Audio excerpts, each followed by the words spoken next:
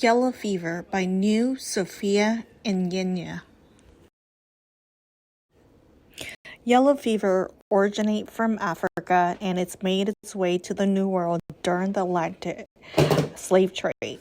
It's found in tropical region of the U.S., Caribbean Islands, South America, and Africa. So what is yellow fever? Yellow fever is a viral mosquito-borne disease. The disease is transmitted when the infected mosquito bites an unaffected host.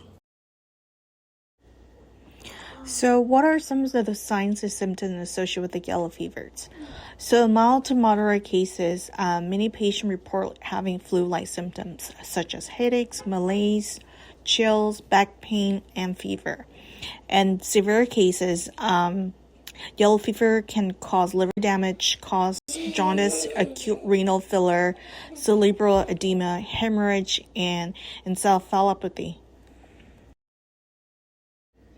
Statistically speaking, young children and older adults are more likely to die from yellow fever than any other group.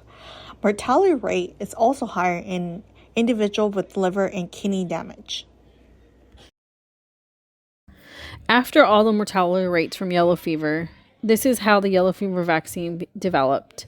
So in 1881, Carlos Finlay, a Cuban scientist, figured out that the mosquitoes were the carrier for yellow fever.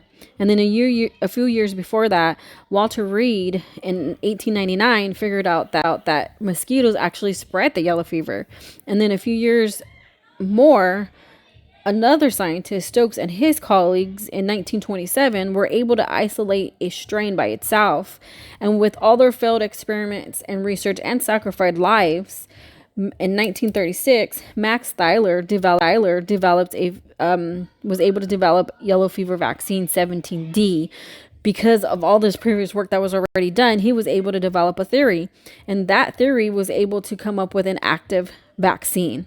And this was the start of many lives being saved, and people were able to start vaccinating soldiers and individuals. And in 1945, the World Health Organization approved our current strains that we use today that comes from the yellow fever 17D vaccine, and that 17D and 17D204 that we use today for South America, and one for travelers are traveling out to the areas that are high risk for yellow fever, and for the rest of the world that needs to get vaccinated.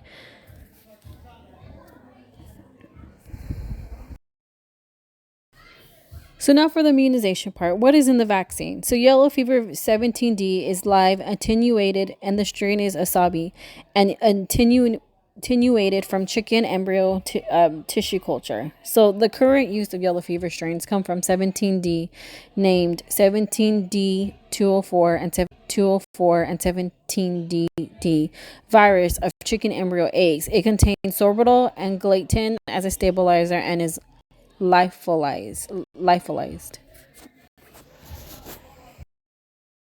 Of course, there's risk to every vaccine, but the risk outweigh the cons. So the reaction from yellow fever can usually be mild, and it may be headaches, low-grade fever, muscle aches, nausea, vomiting. You rarely get a reaction, but if you do, you can have allergic reaction, encephalitis or meningitis, Guillain-Barré syndrome, internal organ dysfunction. Vaccine, please speak to your healthcare provider. And why is it important to take the yellow fever vaccine? Well, according to the Center of Disease and Prevention, yellow fever affects 200 cases of disease and 30,000 deaths per year. So it can also, and yellow fever is still widely active in other countries, but taking the vaccine can reduce mortality rate and protect you while. Yellow fever is not expected to be eradicated due to it being a mosquito-borne viral illness. Therefore, important measures for prevention must be implemented. There are a few methods for protection against yellow fever. One is getting the vaccine, which provides long life immunity. Travelers who travel to these endemic areas should be educated on yellow fever and vaccination.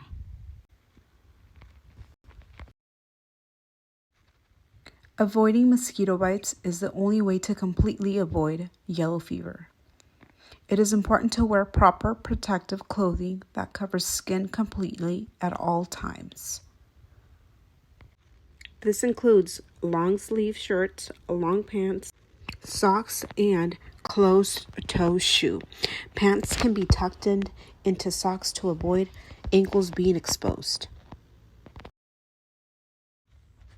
Another form of protection is wearing mosquito repellents.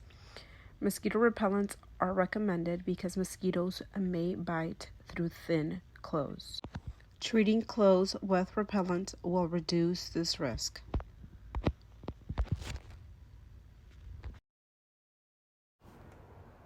Okay, so that's the end of the yellow fever PowerPoint presentations. So let's do a quick questionnaire. Okay, so the question asks, if the yellow fever vaccine is implemented in the South American population, would this help to decrease the number of yellow fever outbreaks? And option A include the vaccine has been successful in limiting all outbreaks, or B, the vaccine has not been successful in limiting all outbreaks, or C, the vaccine has helped to reduce the number of outbreaks, or D, the vaccine caused more outbreaks. Now take a minute, think about what we had just learned, and then we'll get the answer right on the next page, okay? Okay, so the correct answer is C. Why? So we have learned through the PowerPoint presentation that the vaccine has been tremendously helpful in lowering the number of yellow fever outbreaks, especially in South America.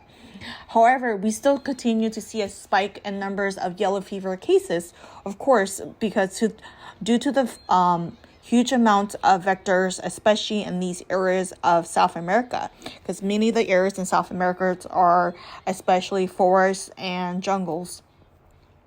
And there's a huge population growth that's also contributing to this problem too. And there's many travelers that are coming to these parts of the world that are unvaccinated. And a lot of time they catch or they get yellow fevers. And also due to low vaccine productions available. So that means that more people are more prone to get it. And there's not enough vaccine to go around for everyone.